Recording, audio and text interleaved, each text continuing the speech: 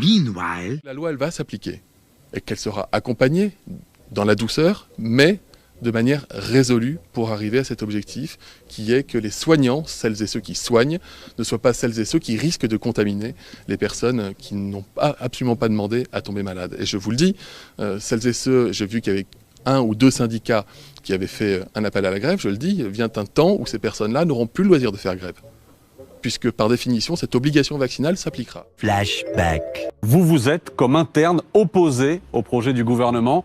C'était en 2007, et je voulais qu'on voit ces images ce soir.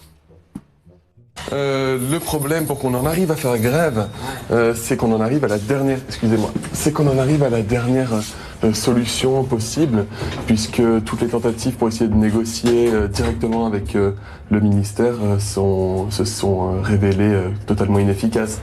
Olivier, interne en neurologie, est en 10e année, l'avant-dernière de ses longues études. Il fait partie des meneurs de cette grève, suivi selon lui par 80% des 160 internes grenoblois.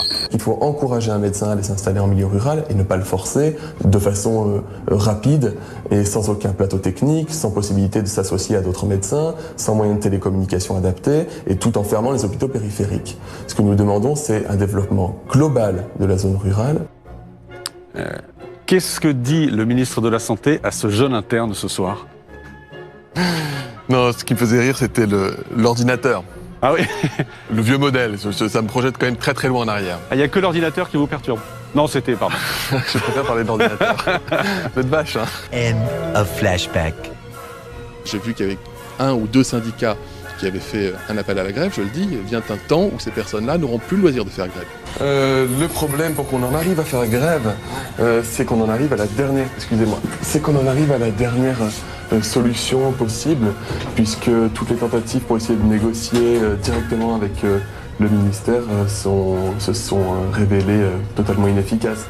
Le gouvernement ne proposera pas ce texte devant le Parlement avant plusieurs mois, avant d'être sorti de la crise. Et le gouvernement a fait savoir aussi son intention de ne pas recourir au passeport sanitaire. Et nous avons aussi besoin du pass sanitaire.